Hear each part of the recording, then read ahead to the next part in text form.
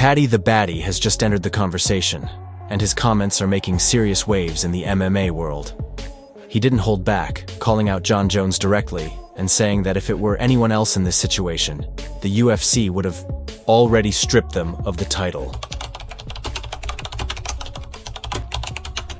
Jon Jones. Oh yeah. That old one, living his best life, mate, isn't he, in Thailand? So everybody reaches a sell-by date, don't they? Everybody's got a time limit. He's reached it, and we move on. I reckon anyone else in that position would have been stripped. I was talking to Adam Cattell about it the other week. Yeah, seen it.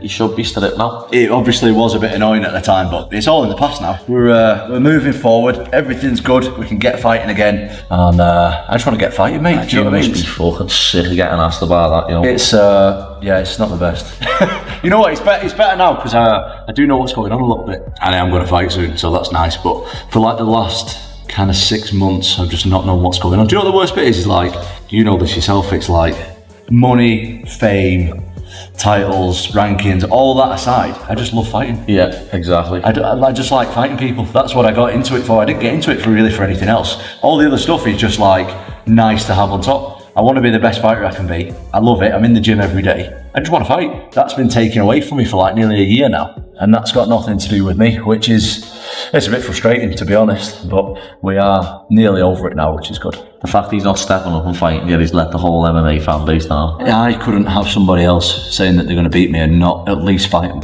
And then if I lose, at least I tried my best. And it's even more in that case when you're the reigning heavyweight champion of the world and you've got someone holding. It is crazy. It is a crazy situation, but there's a lot of politics, isn't there, in the UFC at the top levels, and it's just like out of my hands, so there's nothing I can really do. And honestly, a lot of fans and fighters are starting to agree. This isn't just noise on Twitter anymore.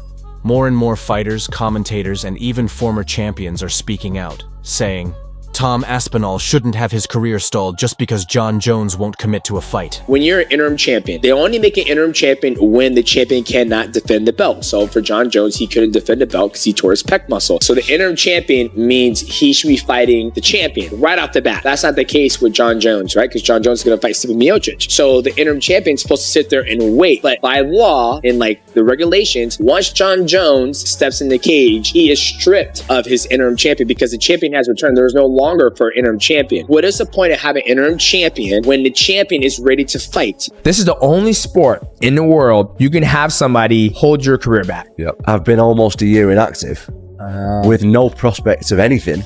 Just be ready, and we'll just let you know. Yeah. And that's kind of difficult, like mentally, to. Oh yeah. This is the fight against Jon Jones. Like, not the fight is another thing. Yeah. This is the tricky bit where I really have to stay switched on, stay motivated, and I'm trying my best. I'm trying. It's tough. As you said a minute ago, no one really knows what's going on behind the scenes apart from me. Exactly. You're in office cooking. I train all the time anyway. Just because I'm not going to fight doesn't mean I don't train. Like, I honestly can see Jon's point of view. I get it. Yep. I get it.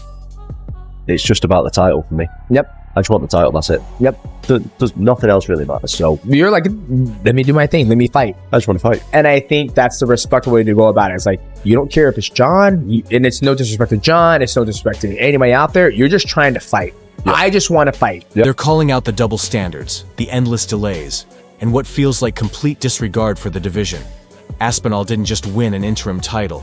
He saved an entire card, stepped up on short notice, and finished.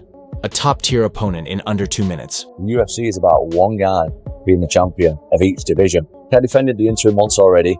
It's almost unheard of that. It's unprecedented. I thought it was silly the first time, to be honest. The reason that I did it, the first time I fought Curtis Blades, it went down as a loss. I got injured. The worst moment of my career, one of the worst moments of my life. I wanted to redeem myself and get the legit victory against Curtis Blades because it was unfinished business. Like, that was hurting my ego, and I wanted to prove that I was better than Blades, which I did in the rematch, and I defended the interim. Something else, that particular fight was in Manchester, in my hometown. I wanted to fight in my hometown. I don't know if I'm ever going to be able to do that again in front of a sold out, brand new Co-op Live arena in Manchester, England. I don't know if I'm ever going to have the opportunity to do that again. So for them two reasons, that's why I defended the interim. I'm not doing it again. Like, I've cleared out the rest of the division, undisputed, and that's it. I deserve a shot at being known as the best heavyweight walking around on planet Earth. It doesn't matter on the opponent. Undisputed next. Since then, Aspinall has stayed focused and respectful, making it clear he's ready to unify the title. But while Tom stays ready, Jon Jones continues to dodge, teasing retirement, joking about vacating the belt, and posting cryptic tweets about Francis Ngannou instead of facing the real challenge in front of him. And that he's ducking Tom Aspinall and stuff like that. He said, I spoke to the UFC a long time ago about what my future plans are. I haven't really worked out since my last fight in New York City. Honestly, I believe it's in the UFC's best interest to keep presenting me as the company's champion, not Tom. And then he goes on to say, I've just been playing the role of the company man by doing nothing at all and holding all the position. And truthfully, it's been incredibly lucrative. I've made more money off of Tom being the interim champ than Tom has himself. It sucks to see the rest of the division get slowed down like this, but that has nothing to do with me. I don't pull the strings. Well, it does have everything to do with you, Jon. You are the champion and you're the guy that should fight, that should defend or vacate. Now the big question being asked is, why hasn't the UFC stepped in? The longer this drags out, the more it feels like the organization is protecting Jon Jones instead of holding him accountable. Yes, Jon is a legend. No one's disputing that.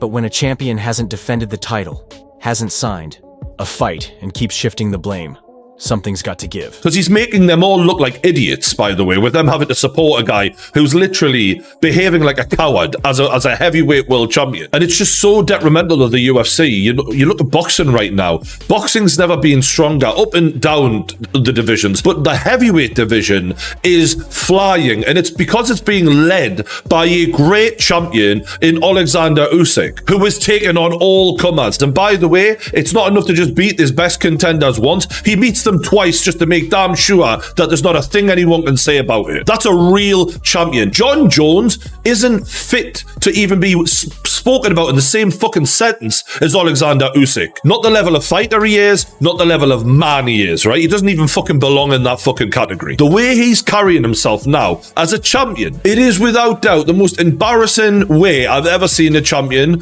conduct themselves in a title reign. And I interviewed Tom Aspinall in 2023 about this. Jon Jones has had one fight at heavyweight against Cyril Gane, let's be honest, didn't fucking want to be there. One fight in 3 years, so he's had one fight at heavyweight. Stipe has had one fight in 4 years and he got knocked out. How can that possibly represent the best fighting the best? Couldn't agree more, mate, honestly. It blows my mind. Yeah. That was over a year and a half ago. And look, the clues were always there that Jon Jones was never, not even if you put a fucking gun to his head, gonna take that fight. Dana White might still praise Jon Jones in public, but behind the scenes, even he seems uncertain about what's really happening.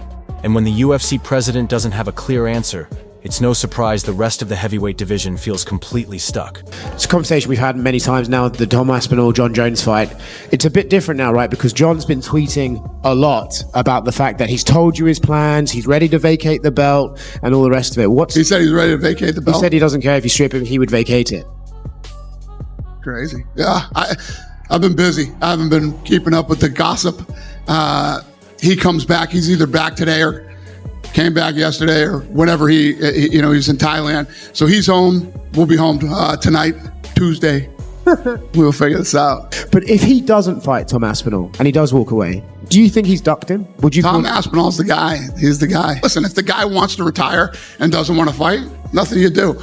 I didn't want Habib to retire. I thought DC should have stayed in it longer. So it's none of my business. I'll do what I can to make the fight if we can. If he's talking that crazy, I didn't realize that. It was kind of crazy how much interest Jon showed in the Francis Ngannou fight. Like there was some tweets going back and forth. What would happen if he came to you and says like, I'll fight, but I won't fight Aspinall, I would fight Ngannou? Would you even be interested in that or no? I don't have Ngannou on their contract, and Aspinall's the guy. Right. If you were put in the position, would you maybe try to get Ngannou back under contract or no? Probably not. To clarify, you said that Jon agreed to fight Tom, yes? Jon agreed to fight Tom? Is that what you just said there? Before, like on the last answer, you said... Jon agreed to fight Tom, yes. So he has to sign the contract. Right. Yeah. I mean, you guys have heard me for the last however long. I said, I guarantee you this fight's going to happen. This fight's going to happen. Fight's going to happen. You guys told me the crazy shit that was going on Instagram and all these other places. But yes, I've been saying Jon is going to fight Tom. There's some rumors out there that you guys had offered him this money and he turned it down. Unless you hear it come from here, or we put out a press release, don't believe any of this bullshit. But yes, Jon agreed to fight Tom.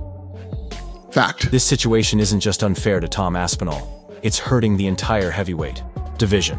Every contender is stuck in limbo, waiting on Jon Jones to decide whether he's coming back or walking away.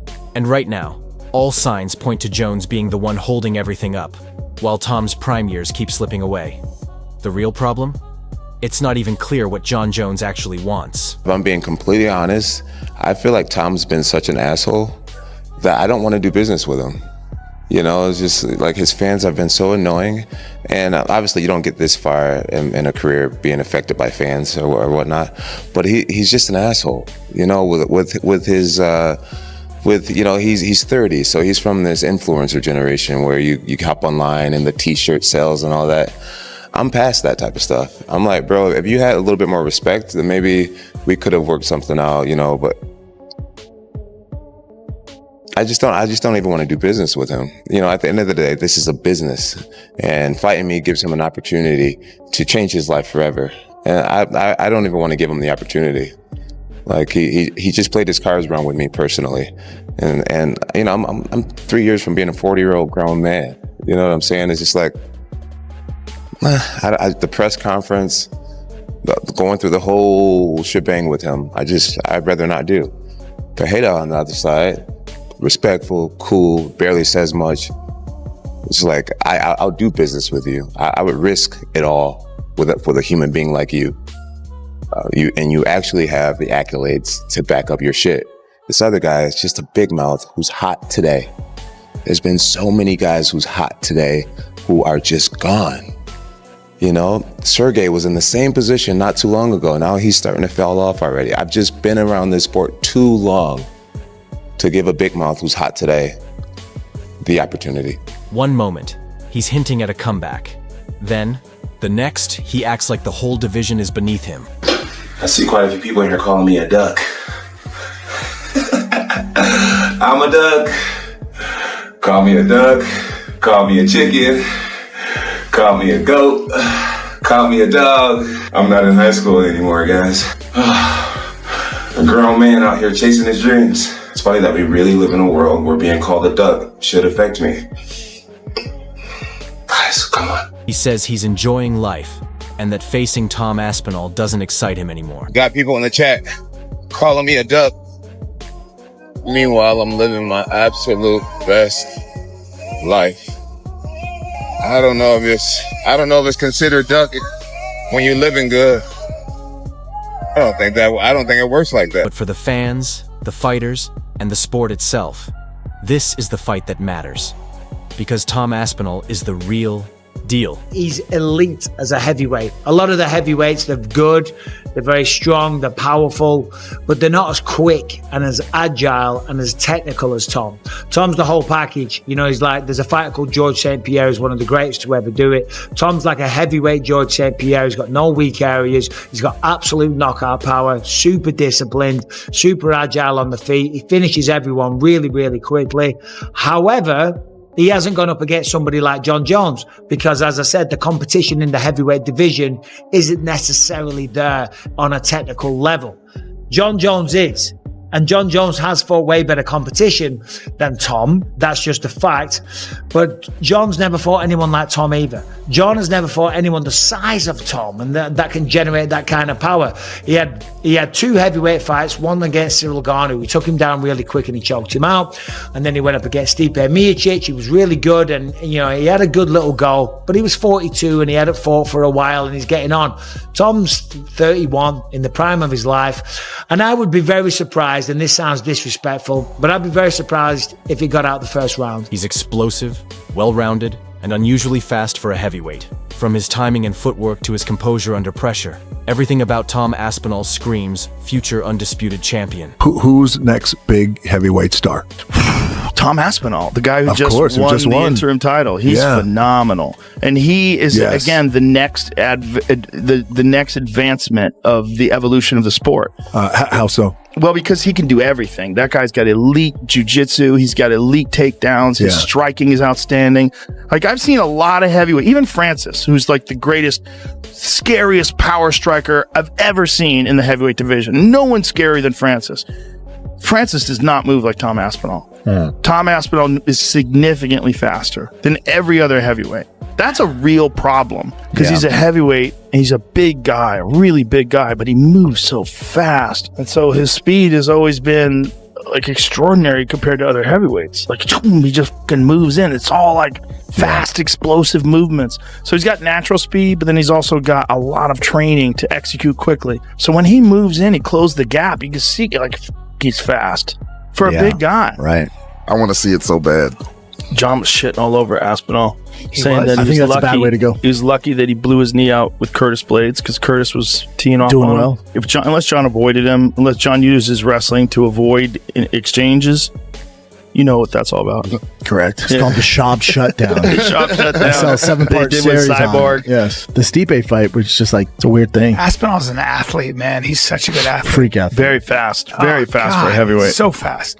Yeah, but And- we felt the same way about Cyril Gahn. though. Yeah, but Yeah, but Cyril Gahn Gahn is- doesn't have wrestling, doesn't have jiu-jitsu. Aspinall's like legit on the ground. Very legit on the ground. So legit dad- that his dad owned jiu-jitsu gym. His dad's a black belt. He started doing jiu-jitsu at 2. Yeah, I'm interested to see how Aspinall is past the first round, right? Because we've seen him. He looks so fast. He looks, you're like, nobody moves like him. He looks like a younger Kane. Right. But he just keeps knocking these guys out so quick. So I'm like, let me see him past the first round to see if he has that cardio as well. And now, more people than ever believe Tom's not just ready to fight Jon Jones, he's ready to beat him. But even with all the buzz, Tom isn't chasing headlines. He's not begging for attention. He's just staying focused, staying dangerous, and staying ready. What's the last 6 months training been then, where you've been just in limbo? Have you been training to specifically fight Jones, or just been training? No, I've just been. You know what? That's actually one of the positives that's come out of it is when you've got a fight, you're training for a guy, aren't you? Yeah, you're training for one guy. I've just been training to get better, which is great. Do you know what I mean? I've been like improving and that, and I'm someone who's in the gym constantly anyway. Like I'll train twice a day if I've got a fight or not. Obviously, the intensity increases if I do have a fight soon. When I seen you at that UFC in London when Molly retired 3 weeks before my fight, lad. We were on the burgers, weren't we? Me and Charlie. Yeah, sitting there with a bottle of water and just looking over at you with 2 pints. And burgers and them crisscross fries and that, and I'm just like, yeah, it's great. I was taking the bit of chicken out of the bun. I remember you used to eat the meat, I was weren't you? eating the meat out of it because I was starving. What is your, because I'm like quite interested in nutrition, that like, what is your diet like? In camp? Yeah, like, do you have to be on like a massive deficit? Not massive, but like, I am in a deficit every day. As we go through camp, I'll start at like 2,500 calories. Then halfway through, I'll bring it down to like 2,250, and toward the end, I'm on like 2,000. But I'm burning like 3 to 4,000. Yeah, of course. Yeah. If you're training intense, you're burning shitloads, aren't you? Stupid. I have no idea the reason why the UFC don't really want Tom to fight anybody else other than Jon Jones. And, you know, they're saying, stay tuned. That's the message they wanted Tom to give out to people. And we had the meeting with Hunter. And they're going to try and fix the fight with Jon Jones, but we're still in April now. Still waiting for this guy to say, I'll have a fight or I'll not have a fight. And I don't really understand that. He's a fighter who should be having fights. Why is he just still sat around, not giving an answer as to whether he's going to fight or not? Tom's done all he can do. You know, he's fought in the middle of the night to defend an interim. He fought for an interim because the fight was on for him to do an interim and he couldn't turn it down. And he won that. What else can he do?